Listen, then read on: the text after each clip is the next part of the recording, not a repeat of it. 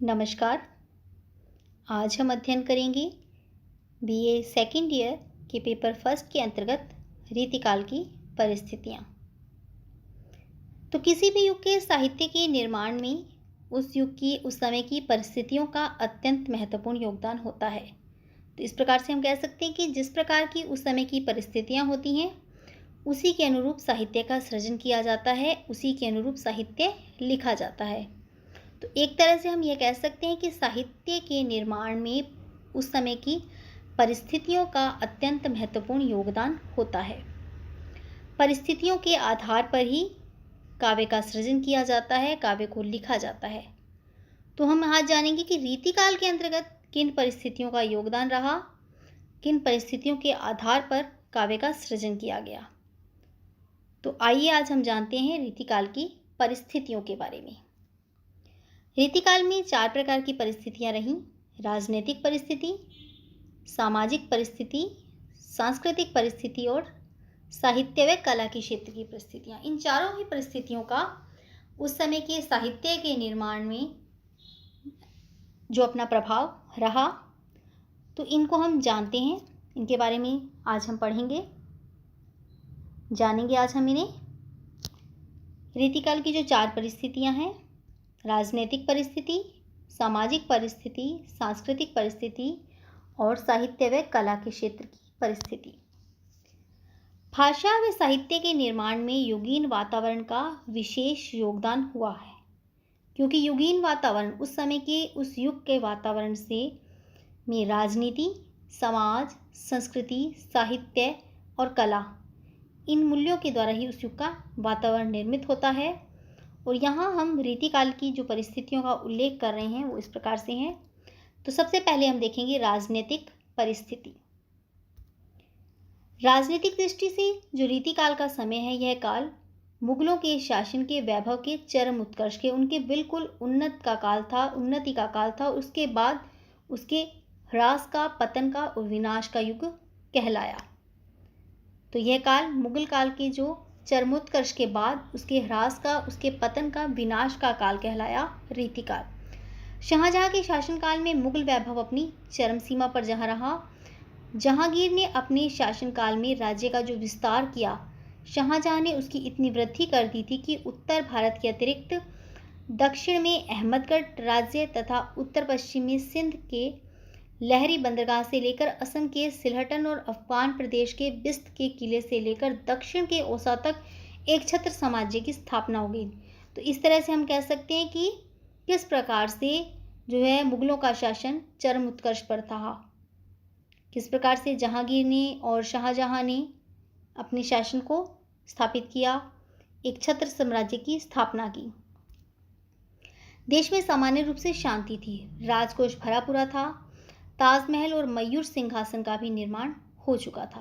पर इसके पश्चात शाहजहां के रुग्ण होने से, उसके रोगी होने से, उनके बीमार होने से उनकी मृत्यु की अफवाह फैलने के कारण सन 1658 ईस्वी में उनके पुत्रों में सत्ता के लिए आपसी संघर्ष आरंभ हो गया।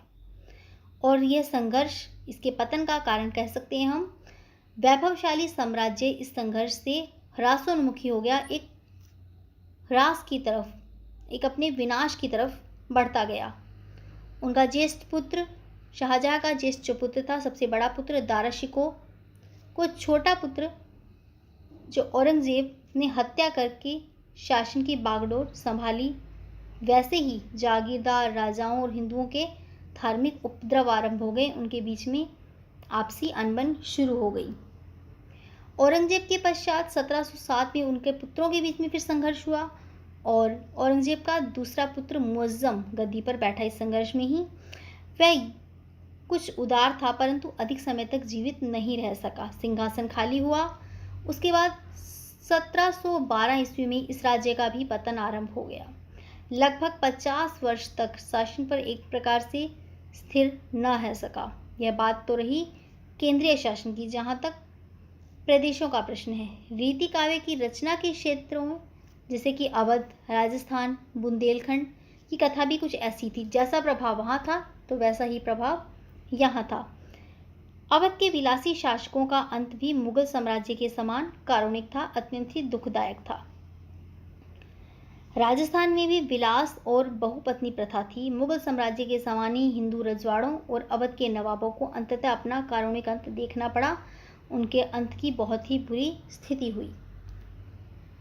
तो ये थी राजनीतिक स्थिति, किस प्रकार से जो ह्रास की तरफ, पतन की तरफ, विनाश की तरफ जो बढ़ती गई और सब कुछ किस प्रकार से नष्ट हो गया। इसी श्रृंखला में हम अगली परिस्थिति देखते हैं, सामाजिक परिस्थिति। तो रीतिकाल के अंतर्गत सामाजिक परिस्थिति कैसी रही उसके बारे में हम पढ़ते हैं। सामाजिक दृष्टि से भी इस काल को आदि से अंत तक घोर अंत पतन का, अधःपतन का ही कहा जा सकता है। जैसी राजनीतिक परिस्थिति थी विनाशकालीन, उसी का समान सामाजिक परिस्थिति थी। तो यह भी अधःपतन का ही काल थी। इस काल में सामंतवाद का बोलबाला था, सामंतों का युग था ये, और सामंतशाही के जितने भी दोष हुआ करते थे उनका प्रत्यक्ष और अप्रत्यक्ष प्रभाव जनमानस पर, सामान्य जनजीवन के पर दिखाई दे रहा था, उस पर पड़ रहा था। सामाजिक व्यवस्था का जो केंद्र कहलाता है बादशाह, उसके अधीन थी सामाजिक व्यवस्था। मनसबदार और अमीर उमराव, इसके बाद ओहदों के अनुसार दूसरे कर्मचारी आते थे। सबका अपना जो कर्तव्य कर्म था, अपने से ऊपर वालों को प्रसन्न करना, सबकी जो है जी हजूरी करना था।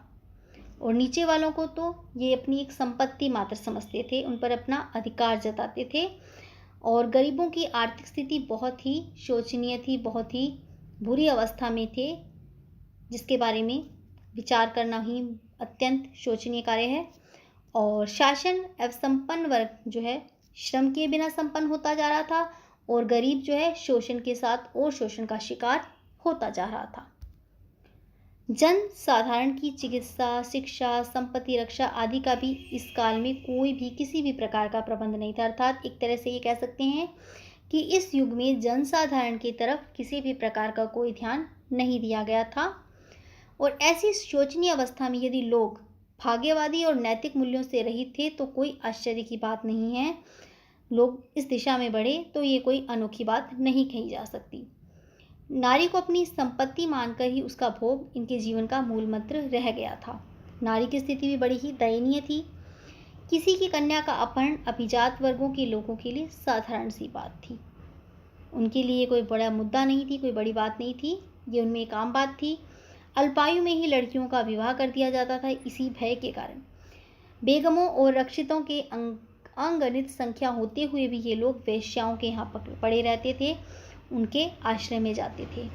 उनके इशारों पर लोगों के भाग्यों का निर्माण तक हो जाता था। उस समय जन साधारण की स्थिति अत्यंत शोचनीय थी। स्त्रियों की, नारियों की स्थिति बहुत बुरी थी, और जो है वेश्याओं के पास यहाँ राजाओं का जाना था।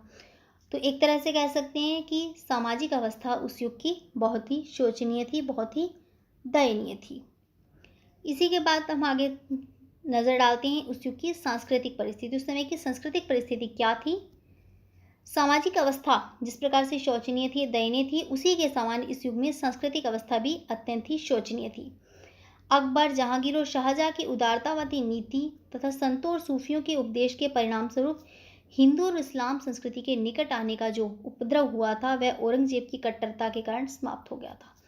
जो हिंदू और मुस्लिम, इस्लाम की जो संस्कृति आपस में कुछ निकटता का प्रयास कर रही थी, एक होने का जो प्रयास कर रही थी, परंतु जब औरंगजेब की जो कट्टरतावादी नीति सामने आई, उससे यह सब कुछ समाप्त हो गया, नष्ट हो गया। हिंदी भाषी क्षेत्रों में जिन वैष्णव संप्रदायों का प्रभाव था, उन्हीं के जो पीठाधीश थे वो इतने लोभी थे, इतने लालची थे कि वो अपने लोभवंश राजाओं और जो वहाँ के श्रीमान जो श्रेष्ठ थे उन्हीं को गुरु की दीक्षा देने लगे थे। मंदिरों में भी तब ऐश्वर्य और विलास की ही लीला होती थी, और यह स्थिति यहाँ तक पहुँच गई थी कि हिंदू जो है अपने आराध्य राम और कृष्ण का अतिशय श्रृंगार ही नहीं करने लगे थे, उनकी लीलाओं में अपनी विलासी जीवन की संगति भी खोजने लग गए थे। तो यहाँ पर जो ईश्वर भक्ति है वो ईश्वर से नाता ना रहकर एक अपना भावनाओं को व्यक्त करने का, अपनी विलासिता भावनाओं को व्यक्त करने का एक माध्यम बन गया था। दूसरी ओर ये भी कह सकते हैं कि उनकी लीलाओं में उन्होंने जो विलासी जीवन जो है संगति उस खोजी थी, एक विलासी जीवन का प्रदर्शन करने लगे थे। और इस्लाम धर्म पर इस विलासी वैभव का सीधा प्रभाव तो नहीं पड़ा, पर रूढ़िवादिता की अत्यधिक बढ़ जाने के कारण ये जीवन की वास्तविकता से हट गया था। नमाज, रोजे आदि जो यथाविधिक पालन को धर्म समझने के कारण आध्यात्मिक प्रभाव इन पर नहीं पड़ रहा था, जिससे कि व्यक्ति के संस्कारों में उदारता आती। तो सांस्कृतिक दृष्टि से भी ये काल अत्यंत पतन का शोचनीय काल रहा। यहाँ पर जो पीठाधिकारी थे वो केवल उच्च राजाओं को, उच्च पदों को, उच्च श्रीमानों को ही अपनी गुरु दक्षिणा देते थे।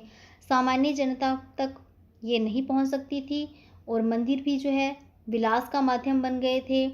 राम कृष्ण जो उनके थे देवता, उनकी भी जो है आराधना का कोई मार्ग नहीं था, उनकी तरफ भी कोई ध्यान नहीं दिया जा रहा था। उसमें भी वैसी भक्ति काल जैसी जो है भक्ति भावना नहीं रह गई थी। और जो राम और कृष्ण का जो अब चित्रण किया जा रहा था वो एक श्रृंगारिकता पूर्वक चित्रण था, मार्शल चित्रण था, विलासी जीवन को जो व्यक्त करता था। और यही हाल हिंदुओं के साथ साथ मुस्लिम धर्म का था।